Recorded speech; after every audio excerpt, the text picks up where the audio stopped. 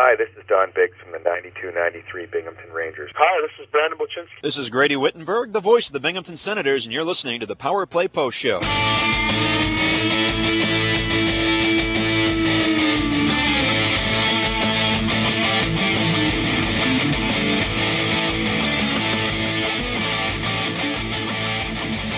Here is another Power Play Post Show interview exclusive with Bob Howard. And welcome back, everybody, to the Power Play Post Show. Very excited to have this gentleman on. I remember seeing him for the first time as he came into Binghamton as an Albany Devil. We'll talk a little bit about that and a little bit more. He is right now the associate head coach of the Binghamton Black Bears. He's John Quenneville. Coach Q, welcome to the show. It's great to have you on, and it's good to finally meet you. You've been here for a few months now, at least in the official capacity, and it's just really great to get to talk to you. Yeah, thanks for having me, Bob. I was wondering when you were going to ask me to come on. I didn't think it would take till February to get on your show, but here we are. Well, I do appreciate that. I actually got a ribbon from Jacob Shankar as well. He was starting to ask if I was mad at him or didn't like him to Brooks Hill, and so I was like, no, he was on IR for a little bit. I was going through all the new players, and I didn't want to disturb you in the first couple months of your coaching, but I appreciate you coming on, and it's just really good to be able to kind of talk a little bit about your story because. As we could start off, you obviously have a few family members that have, played hockey professionally. You have a first cousin who was, head coach, Stanley Cup winning head coach, if I remember correctly. So hockey for you it's always been the thing, correct? Right. So I grew up in Edmonton, Alberta, and obviously, in Canada, especially in, a bigger city like that, hockey is everything. So when I grew up, I was a huge Oilers fan, and my dream was to make it to the NHL, and that's really all I cared about. It was my first love, is playing hockey, and I was very fortunate to have two brothers also that played hockey. Just a little backstory on playing hockey. I started when I was 4 years old, and I have an older brother named Peter. He's a couple years older than me, and he was starting hockey at 6, and we went to the rink together. My parents asked the coach if I could start the same day as Peter. I was a little bit younger than the other kids, but the coach said that I could, and that's where I got my start playing when I was 4 years old alongside my brother. So, and then I got another brother, my younger brother, David. He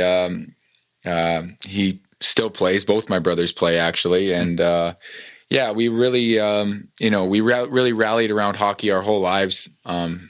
We had a rink in our backyard that was made by my father and my grandfather. They maintained the rink. It was a good sized rink. We had boards, we had big netting, behind where our net was. And, obviously we have a long, cold winter. So we had that ice from probably, early October until, sometimes early into April. So, when we weren't going to practice with our community teams that we played for, or AAA teams that we played for when we were when we got a little bit older. And also, the school that we went to, we were in a hockey program my whole life. So, we spent our days at school in the afternoons playing hockey, and then we would have hockey practice with our teams or hockey games with our teams. And then after that, we'd go home and we'd play on the outdoor rink until my mom and dad made us come inside. So, growing up, it was all hockey. It was our favorite thing to do. And, we really rallied around it, me and my brothers. And so, it's been quite an interesting journey throughout my life, and everything that's really happened has really, all revolved around my hockey career. And it's taken me around the world and back, and it's been an incredible journey. Now, you said you started at 4, but I'm going to guess that you were probably on skates when you were 2, maybe? Started skating when you were 2 or earlier? Yeah, I think I probably started skating a little bit before that, maybe when I was 3, or I'm not exactly sure on that. But, started skating before that. And then, like I said, started playing hockey for real when I was 4 years old. You start the half ice hockey and went from there, man. That's insane. Now you have kids now. Are they already skating? I have 2 kids. Yeah. I have 2 daughters. Oh.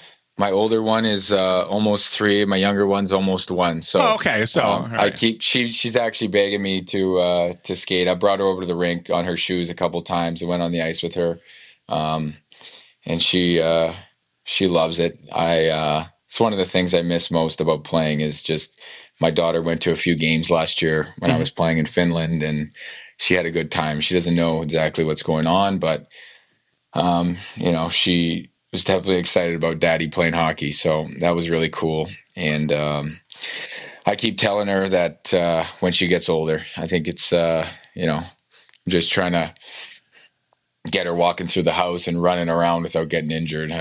Maybe we'll get her on skates next year. Now, because obviously family is so important in hockey. I've been saying that for many, many years. I've been doing the show for a very long time, and I've always said that players don't become hockey players without family, without the support system. And obviously you got that from your father, your grandfather, your brothers, big part of that system. If your daughters decide they want to play hockey and they want to get better at it and good at it, is there even a remote possibility that you could even, start coaching them in 5 or 6 years? Yeah. And just to speak on the first part when you were talking about, it wasn't necessarily the question, but growing up, I was just so blessed and lucky to have my parents. Obviously, there was 3 of us. We're all 2 years apart. I have a sister as well, and she played hockey when she was younger. She didn't last very long, but she played a little bit when she was younger. But for the most part, there was 3 of us playing at the highest level for my whole life. So obviously, the commitment that takes, with your time, financially, and just the attention it takes from your parents to be able to, facilitate and help us, play at the highest levels that we could was incredible. And I owe everything to my parents. Growing up, just did everything they could to not only support us and give us everything we needed to succeed as far as, power skating lessons and working with skills coaches and, getting on, the right teams to play on and training off the ice and everything like that. But just also the belief and the support. My dad I would always tell my dad that I was going to make it to the NHL, and he would agree with me. And he said he believed in me, and he wasn't just saying it. I could tell he really believed it all the way. And, obviously I ended up making it. Both my brothers got drafted, and, I think it's one thing to support your kids and, give them all the resources that they need to fulfill their dreams. But at the same time, having an actual belief in them and thinking that they can really do it is incredibly powerful thing. And I was very fortunate to have that. And as far as my daughters go, I guess we'll see. They can be interested in whatever they want to be interested in. And if that's something that they wanted to do, obviously, I will support them. And I have a lot of knowledge to help them too. So whatever they want, and I'll be there for them. When you made it to the Brandon Wheat Kings, I would imagine you were drafted by them, correct? Because what a lot of fans don't know, maybe some of the newer Black Bears fans who haven't followed hockey, through the AHL days of Binghamton, and then some of the new ones that come in, players can get drafted into the WHL or the OHL or the Q. And you were drafted by Brandon. Can you talk a little bit about the feeling about going to such an important team in the WHL? Yeah. And looking like just what we were talking about, all these different things happen as you go throughout your career. And for somebody to have success, a lot of good things need to happen to you. You need to be in the right place at the right time and, work with the right people and, get opportunities. And So when I was 14, I got drafted to Brandon out of Bantam hockey, and very fortunate situation for me because the general manager and coach and owner of the team in Brandon was Kelly McCrimmon, who's now the general manager of the Vegas Golden Knights. Yeah. And he had an incredible program in Brandon. He had been pumping out NHL players for and pros in general for a very long time. And it's an interesting story because I was a very good Bantam player. And I thought that I was going to get drafted in the first round of the WHL draft. When you're growing up and you're 13, 14 years old, the WHL is like your first goal, right? Sure.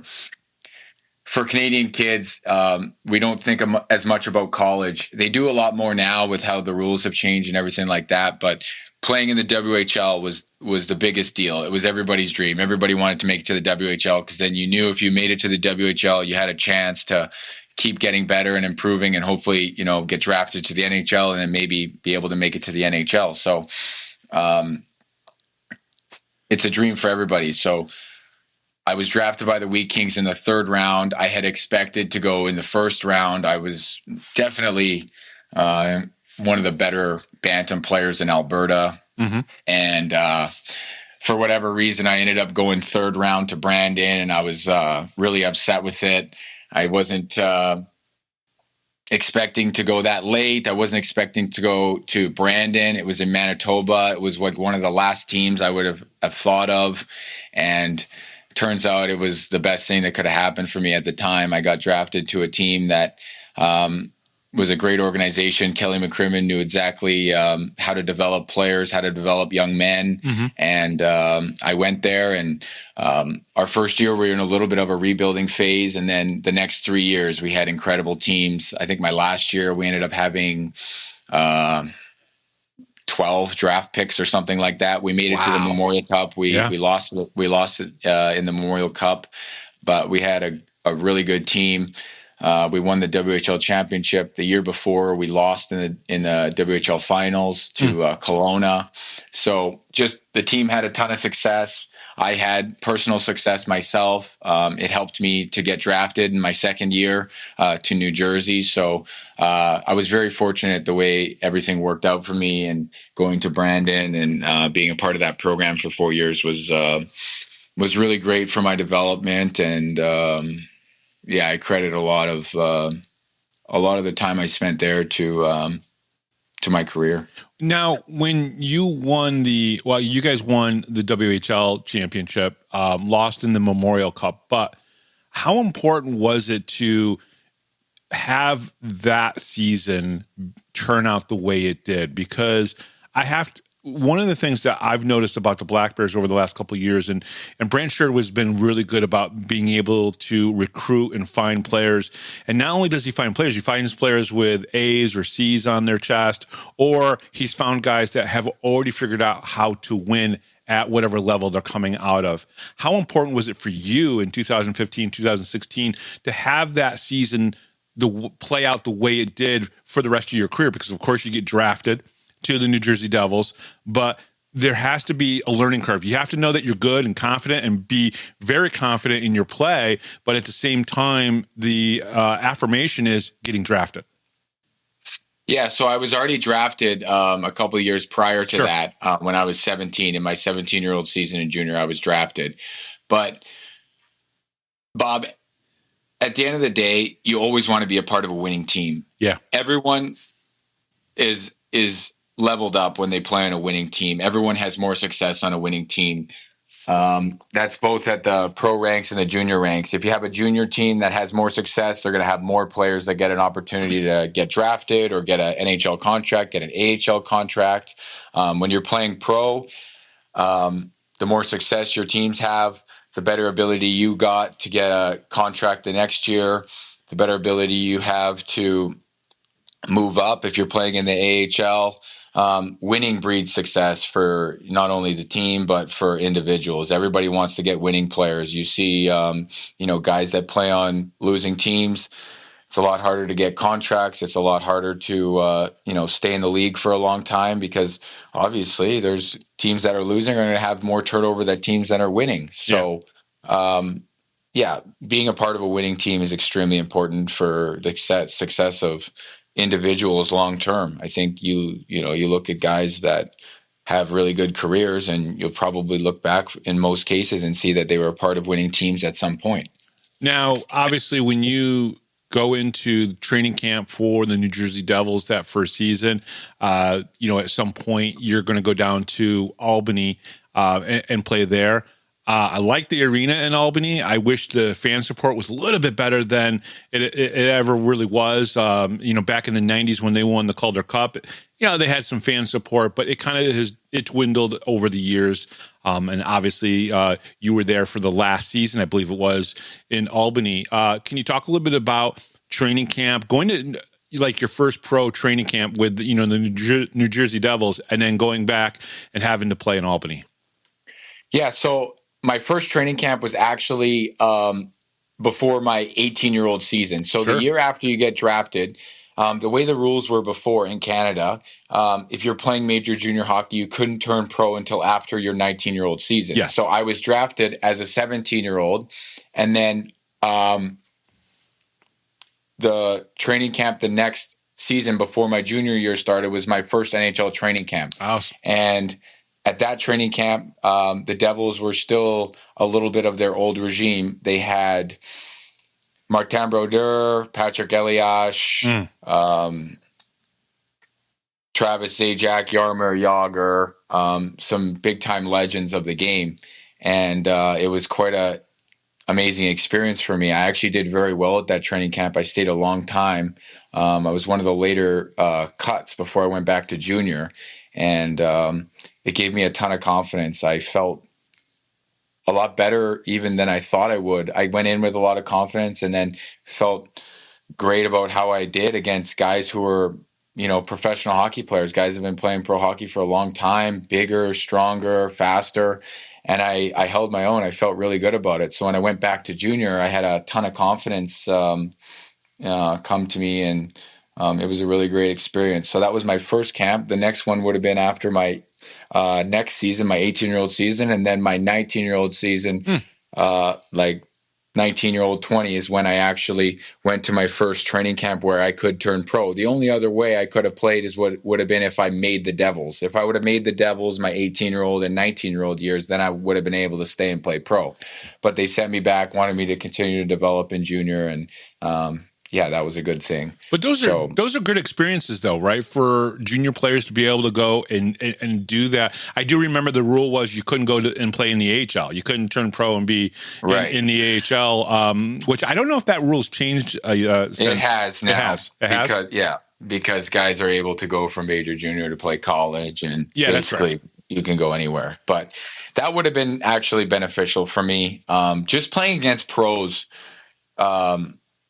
is the best kind of step you can take, because everything is different. You do a lot of dominating and junior hockey, and like I said, we had really good teams in Brandon, so we were, it's almost sometimes can slow you down a little bit, especially in your last year, because you're never going to play that much above a level.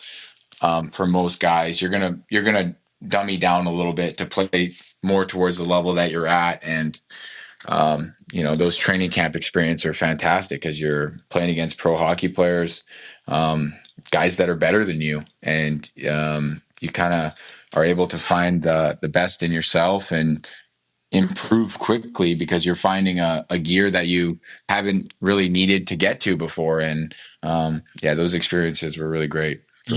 You after your first pro season, you played a couple seasons between Binghamton and New Jersey. Give me your thoughts on coming to, Binghamton and playing here in the American Hockey League. Obviously, this city, this barn has seen a lot over the last 54 years. And of course, you're a part of that because you played here for parts of 2 seasons.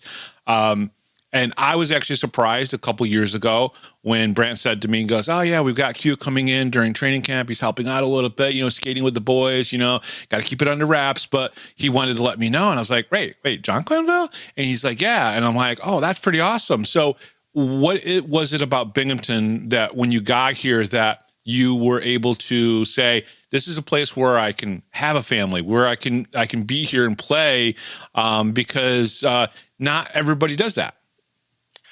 Yeah, one thing, Bob, my wife, my beautiful wife. Yeah, my wife is from Binghamton. She grew up here. She was born here. She grew up here. And I met my wife here. So that's the whole story there.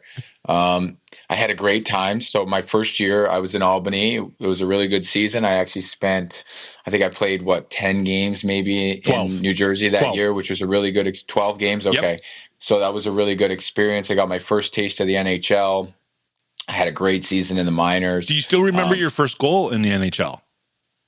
Yeah, of course. Who was it against? My first goal in the NHL was against New York Rangers at home. It was on the power play. The puck went down to the flank and then down to the goal line to Joe Blandisi, and then he passed it to the back door. And I snapped it short side. I believe it was Antti Ranta in net in New Jersey. It was. I remember that because I'm a Rangers fan, and I unfortunately remember the things I shouldn't remember about the Rangers, which is when they get scored upon or lose or things of that nature. But then we went to overtime, and I got a 2-on-1 with Joe Blandisi.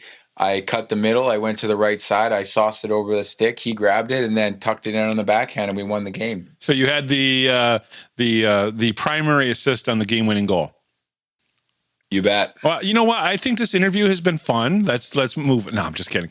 But Binghamton. So you meet her here, and you start to kind of get yourself enriched into this community. Obviously, she's from here, but Binghamton is also a hockey city, and I'm sure you've learned that over the years being here. Of course, you then, after your Devils contract, you went and played with Chicago's organization, the Rockford Ice Hogs. I've been to Rockford. It's great arena as well, great hockey community there. But you continue. I got traded. I got traded from New Jersey to Chicago on draft day. Oh, wow. What was that like? So now you've been drafted, and now you've been traded on draft day. Talk a little bit. How did that affect you? Well, so we'll work back a little bit here. Yeah. So then team obviously it was maybe February or something like that. While we were in Albany, we were started to hear rumblings that we were going to move to Binghamton, and we knew that the Senators were moving up to Belleville. So. Yep. It was kind of obvious that we were going to move. And like you said, we didn't get the best fan support in Albany, although the fans that we did have were fantastic. Mm-hmm. So thank you to them. But so we knew we were coming to Binghamton. Went to training camp. I should have had a lot better summer, and I should have had a lot better training camp than I did. That second year pro, I ended up coming down to Binghamton, and I spent 2 years, obviously, in Binghamton playing here. And yeah, like you said, obviously it's a really great hockey community. I didn't expect them to be as into it as they were, because this experience I had the year before in Albany was a little bit different. So I really loved, the time that I spent playing here. It's like a smaller town, and everybody. I lived with some guys all in the same house on the south side of Binghamton, and it was really great because your downtown is really close and the rink is close, and it was a really great city to have an AHL team, and all the guys on the team for the most part liked playing here, and we did pretty well for crowds. Obviously, it would have been nice to have better teams, but no, it was a really fun time. I really enjoyed playing here, and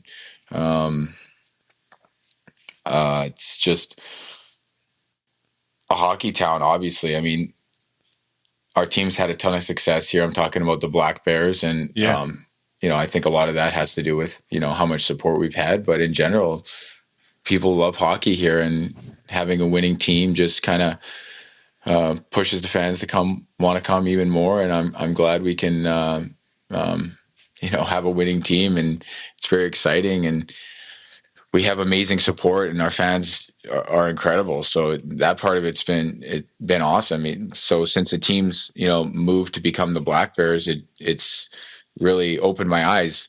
I came to skate, with the guys for a couple years before I would go for my seasons in Europe. Mm-hmm. And as the season would start, I wouldn't have left yet. So I would come to a couple games, and I couldn't believe how many fans they were getting at the games. And it just speaks to your point. People love hockey here, and they have for a very long time. And then you probably started to talk to Brant Sherwood a little bit more. When did it dawn upon you that you might want to get into coaching? So the story is, it was training camp before I went to play in Sweden. Okay. So I came down to the arena. I knew that I think I saw in the newspaper or on the news somewhere that training camp for the Black Bears was starting in a couple days, right? And at the time I was going to skate in Cortland. I was doing skating at the J.M. McDonald Ice Center in Cortland just by myself. I was going renting ice and then just skating by myself. There wasn't really much options. I was skating a little bit at the ice house, so I was just running skates by myself. So, and there's obviously not a lot of pros that live around the area, so there's not a lot of, training for hockey. Mm-hmm. So I was really excited that training camp was coming, and I had planned, once I saw that training camp was starting in a few days for the Black Bears, I had just planned to walk into the arena and look for the coach and ask him if I could skate with them until I went for my season. So that's what I did. I just drove down to the arena, walked in the room, and I saw Coach, I'll call him Schurzy, Brant, Sherwood, whatever. I mean, it's different because, we'll call him Coach Sherwood for the show. But I walked into the dressing room, and I think he had a big-time shock look on his face because he didn't know exactly who I was at first. And not that I expected him to, but what he was concerned is that he had brought in a player that he didn't know who it was. Oh. So he was like, quickly the wheels were turning trying to figure out who this guy was. And then I introduced myself, and then he knew who I was. And then I asked him if I could come and skate, and he said absolutely. And that kind of just started our relationship there. We would have conversations in the morning before I would get my gear on and just talk about hockey and life and whatever. And me and Coach became really great friends. We would text each other and talk during the season and keep up with each other. And then in the summertime, when he would come around town, we would play golf together and chat and hang out and talk on the phone a little bit. So we built up a really good relationship. Me and Schurzy are great friends. So that's how this all kind of started, is me and him being great friends. And so after my season last year, mm-hmm. I was struggling with injuries a little bit, and I was starting to feel like I wanted to stop playing. And, as the summer went on, I was thinking about it, kind of hemming and hawing over the situation. Wasn't sure what I was going to do. And then maybe a month before training camp, I started talking to Schurzy and just mentioned it to him that I might be interested in coming a coach, if he wanted to have me.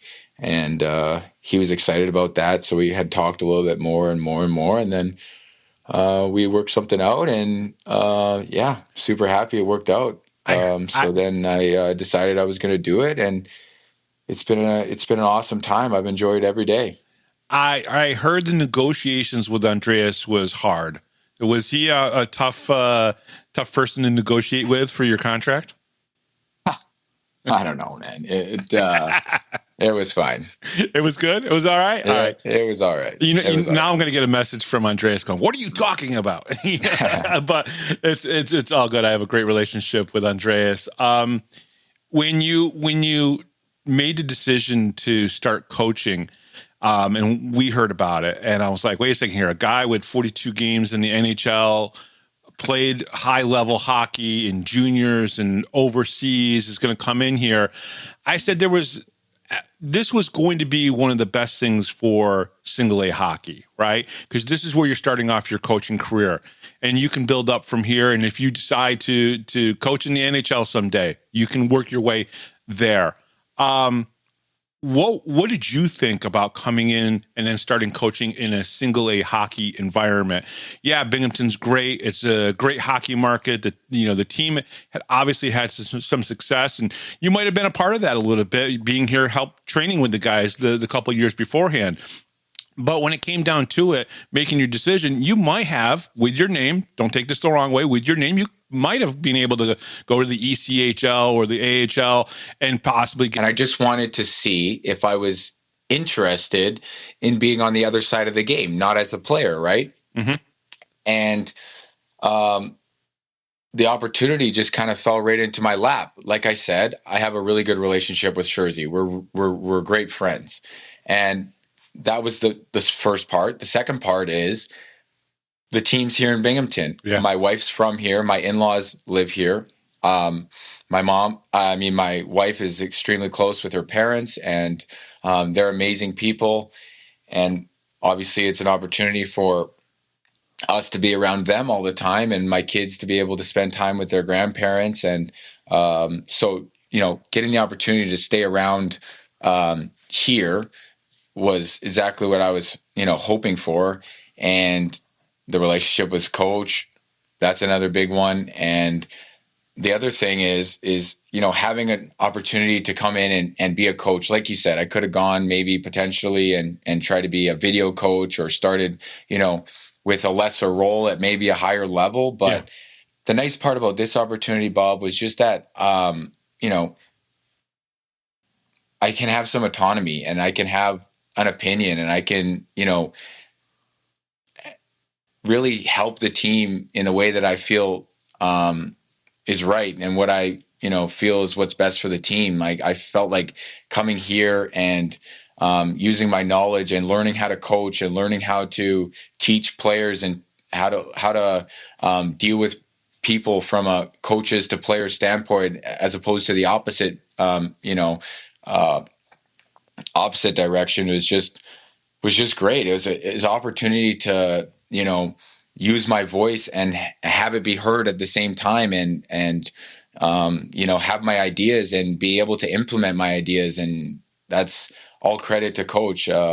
We have discussions every single day about where the team's at, where we want the team to go, what we need to work on, and all those kinds of hockey operational things. So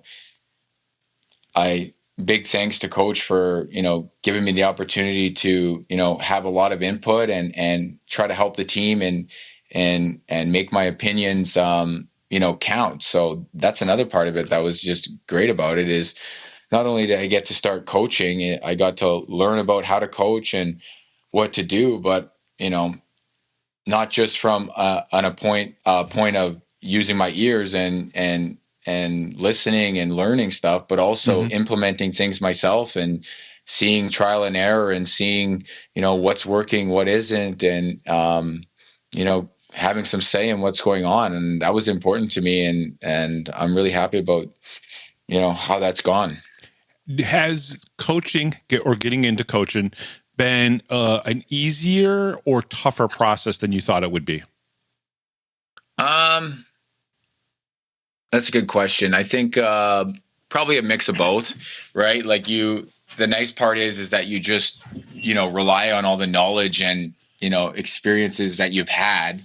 And as time goes on, so many things kind of come to you easily. They come to you, ideas come to you, and feelings about things and situations come to you. When you play for a long time, you've been on winning teams, you've been on losing teams, you've been on losing streaks, you've been on winning streaks, you've seen kind of everything. You've been on different teams with different makeups. And I think just all those experiences just, kind of come back to you in a way that, they help your opinions and help you, navigate through being a coach, just all the experience and learning. And I've had so many different coaches over my career, and all of them have a different style, not only as people and as coaches, but like X's and O's as well. So, there's so much different information I've been able to take in, and then you kind of take what you like the most from that and then apply it what's applicable to, the team that you have. That's kind of what coaching is, right? It's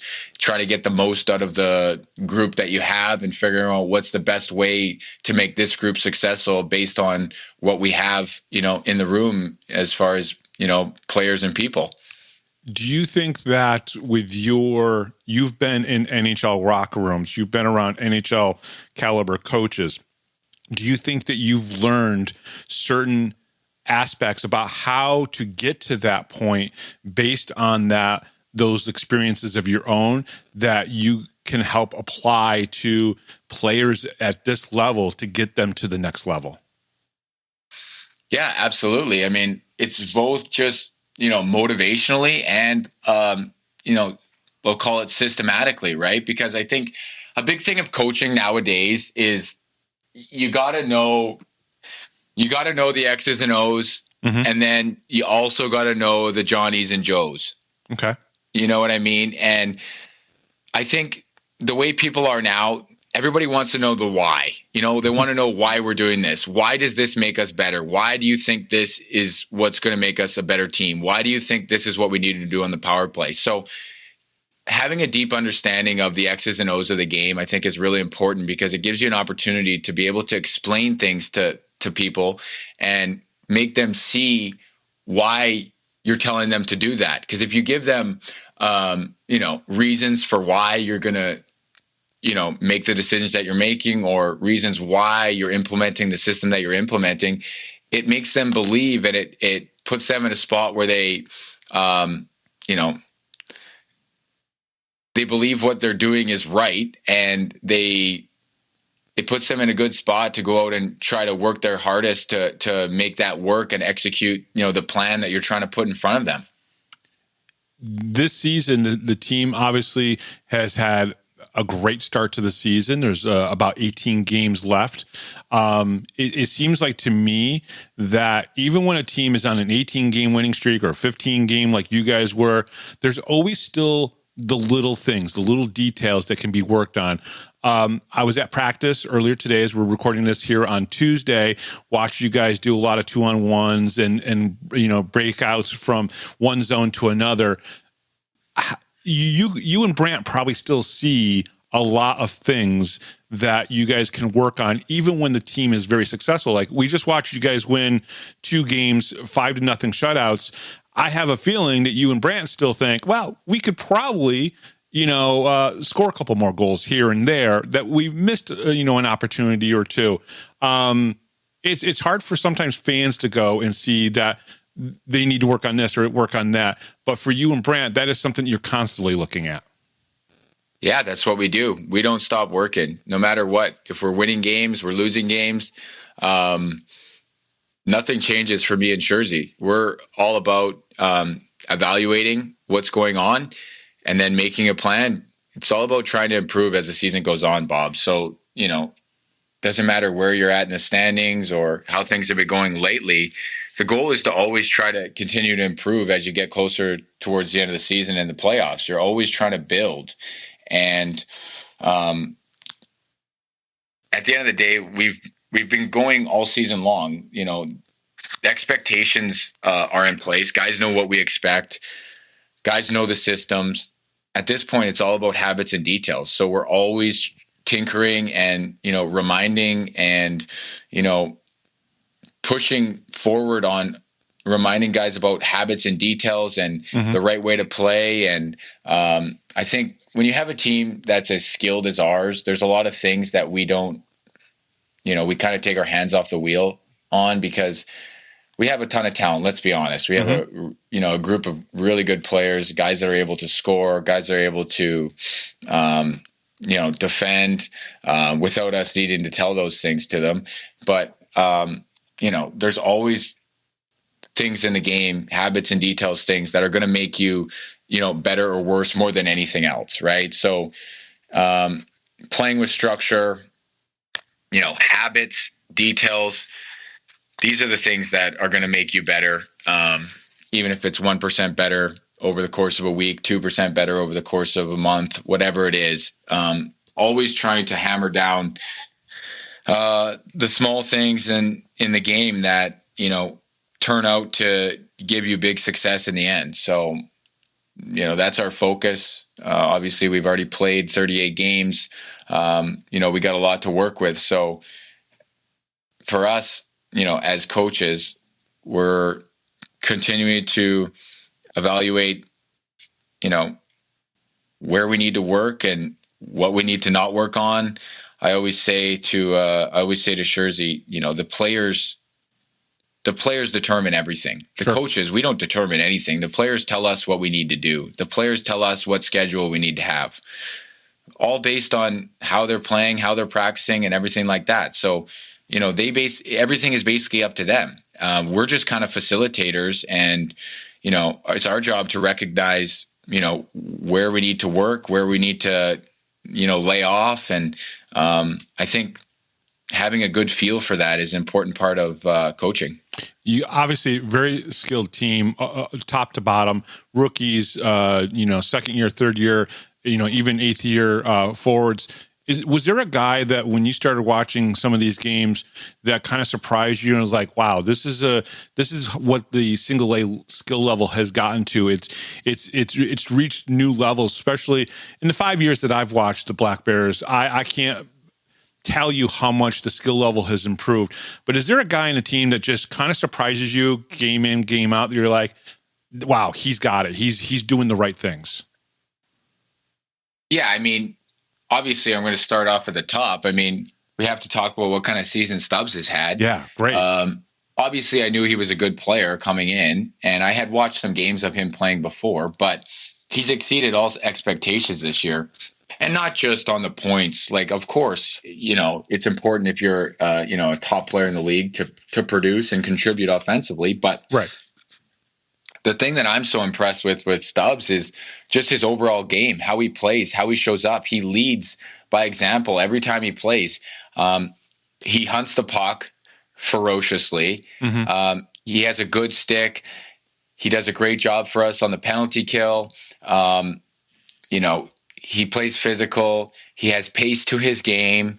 And then, he puts the puck in the net. He makes the plays when we need to make the plays. And he's had an incredible season. 75 points in 38 games, 30 goals, 2 points per game average. It's incredible. He's doing great, and he's been extremely consistent for us as well. So, he hasn't wavered at all. I'm super proud of the season that he's had. And, he has surprised me a little bit. He's been better than I thought he was going to be. And, we're so happy about that. And then I think Austin Durazio as well. If you want to have one forward and one D, Austin Durazio. I mean, when he came in, I remember he came in, his first skate was, I think it was a morning skate, or it might have been an extra skate with just 7, 8, 10 guys out there. Right. And, just the way he was skating, the smoothness he had, the way he was handling the puck. And, sometimes, you can have somebody in practice who's the greatest player you've ever seen. And then, the puck drops and they're terrible. But I said to Schurzy right away, I said, this guy's going to be good. Trust me, he's going to be good. And he's been dominant. He's been fantastic for us. He's the best defenseman in the league. He contributes offensively. He's great on the power play. But the thing that I like the most about him is just his compete level. He just competes all the time. No matter what zone it is, he plays hard in the D zone. He gets up the ice fast. He's got great gaps on the rush. He defends hard. So another guy who you'd say is surprising would be him. He's taken over that number 1 D spot on the team, and he's been fantastic for us. So it's a couple guys that deserve a shout out. They've been great for us this year, and there's obviously a couple other guys too that have surprised me a little bit. Guys that I wouldn't say necessarily surprised me because before the season came, I was getting the rundown on all these guys and the kind of the careers that they had in SPHL, Bondo and Janny. guys that I expected to do well, and they are doing well. So, and then maybe another shout out would be Gavin Yates. Yeah. Probably having his best season in the FPHL so far in his career. He's been fantastic too. When Yater's, playing with speed and has an attack mentality, he's fantastic. I feel like his shot has been better this year. He's managed to snipe a lot. So, those guys have been, really good for us. It's amazing too, because I remember when I saw Gavin skate for the first time, I'm like, wait. And then, you know what? I got to mention Dom too, because Dom's been fantastic. Oh, without a doubt. The best goalie in the league. And I'm so happy to see him have the weekend that he did after a little bit of a tough start last weekend. So that was great to see. Dom's been so good, so solid. I really appreciate Dom. He comes in and he works so hard. It's either him or D-Raz. They're first in and last out. These guys spend a ton of time at the rink. He's really committed. He loves playing, and he's been fantastic for us. How important is it to, because you've been through this, how important is it for someone like Dom or the team to have the start that they had, but then come back against Indiana and just be so solid through both games? How important is that? I mean, it's great. When Dom got pulled the other night there, it was really the first time he's had a tough start all year. I can't remember one start where I felt that he let in more than one softie or had a tough start at all. He didn't look good. That was really the first time I'd seen it all year. And, I don't know how many starts he's got. He's played in 20 games, 21 games, I think. Yeah, 20 games. Okay. And 18 wins, right? Yeah. So, yeah. I mean, it's fantastic. He's been great for us the whole time. And, all credit to Dom. He came in, he was in the backup role, and every time he got the net, he played well. We would win. He did that over and over and over again. And like I said, all credit to him and all credit to C-Mac and the kind of years he's had back to back. Yeah. Dom just kind of stole the job. It's not that C-Mac wasn't playing great. I don't think he was playing his best, but he's a really good goalie, and Dom just took the job. He could have just kind of had that can't be denied kind of attitude, and I think it has a lot to do with, his preparation. He's worked hard the entire year. He spends as much time taking pucks after practices as I've seen any goalies do, especially as a starting goalie. So, no, he's been great. He's got a great attitude. He works really hard, and he stops the puck a lot, Bob. Yeah. I said, after talking to him and having him on the show, I said the one thing about Dom that I loved was that he had time up in the QMHL, and when you play major junior hockey, it either can break you or it can make you. 100%, I totally believe that. And he said he learned so much from his time up there because he didn't have the greatest numbers, he didn't have the greatest games, but he learned a lot from failure. And so I believe that a lot of times you can win 49 games like they did last year, but I feel like sometimes those 6 games that they lost or 7 games that they lost, you learn so much from. And that's what I got from Dom, was that he learned from his time in the Q. When things didn't go so well, he was able to bounce back and have a great career after that.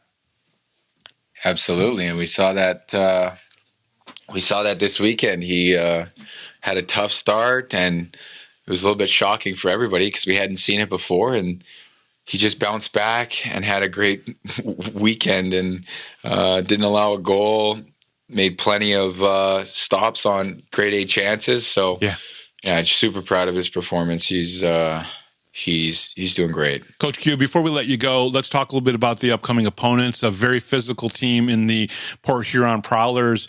How do you guys plan for a team that plays differently than really the last couple teams you guys have seen on the ice?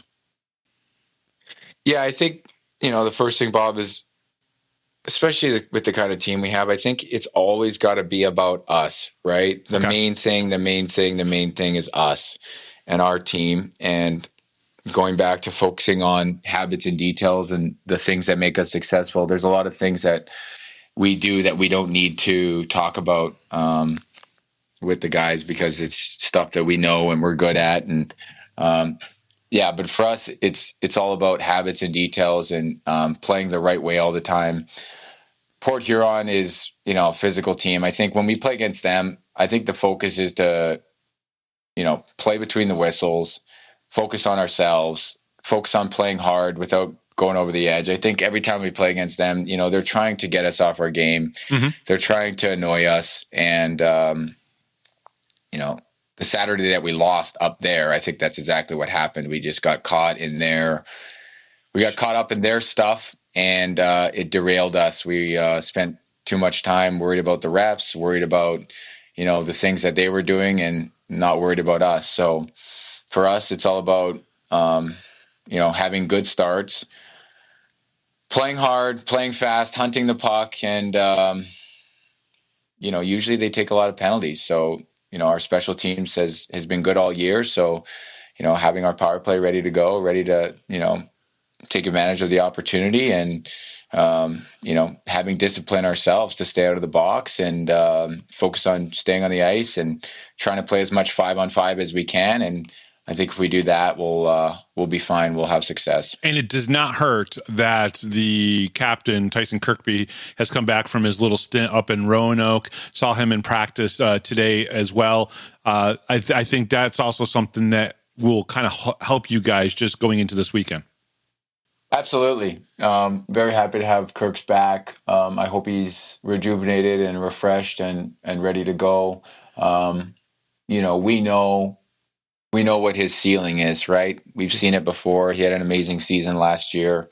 And, as much as we can get that form back to where it was last year and get him, playing his best, bodes extremely well for us. Obviously, that line of Stubbs and Jansen and Bondarenko has been great. And having depth, having two more lines that can contribute like the first line has, especially as of late, is huge for us. And Kirk should be able to, drive the play and influence a line to have success just based on his own play and make the other guys around him better. So, it's huge for us getting him back. And I hope Kirk's plays fantastic. We're, hoping for big things out of him. And, just having him back in the lineup is huge, and having his leadership here and, the depth that it brings back to our team and, should bode well for us this weekend. We're really excited about having him back. All right. I always ask this question. So it's the last question after January 1st when I do interviews with anybody from the Black Bears. What is the goal this season? Win the championships, man. That's it. Coach Q. Now, I'll give you a shorter one though. For now, it's to win the league, right? Yeah. So we want to set ourselves up for success. We want to try to make sure we get home ice in the playoffs. So right now, our focus is that Monroe team's been surging a little bit. What have they got? 14 points behind us. Port Huron? They've got 63 points. Not Port Huron. I'm talking about Monroe. Yeah, Monroe. For the President's, I don't know what they call it in this league, but the President's, equivalent trophy to win the league. Yeah. They have 81 points right now. Yeah. So they got 81. They're 14 behind us. Yep. 4 games in hand, I believe. Yes. Staying ahead of them, they've been playing well, so we need to play better. And winning the league is important. It sets us up for success in the playoffs. That's why you want to have a good regular season. You set yourself up not only, like I talked about earlier, improving as a team, building on your game, but also setting yourself up as far as the standings go to give yourself the best opportunity to have success in the playoffs. Yeah, perfect. Coach Q, thank you very much for coming on the show. Really appreciate it. Hope we get to talk again soon. Good luck this weekend in Port Huron. These are the games that I love to watch the most, is when we see Binghamton and another team that plays a different style of hockey get together, because I've always said that, one of the most important things in hockey is mental fortitude, and whether or not you can withstand someone else trying to bring you down into their shit, which is what you were alluding to before with Port Huron. I always love to see how our team reacts to that and whatnot. But thank you very much for coming on the show. We really appreciate it. Absolutely, Bob. We believe in our guys, and I'm looking forward to a great weekend up there. Thanks for having me on, man. Oh, you're welcome, man. All right, and we'll be right back right after this, right here on the Power Play Post Show.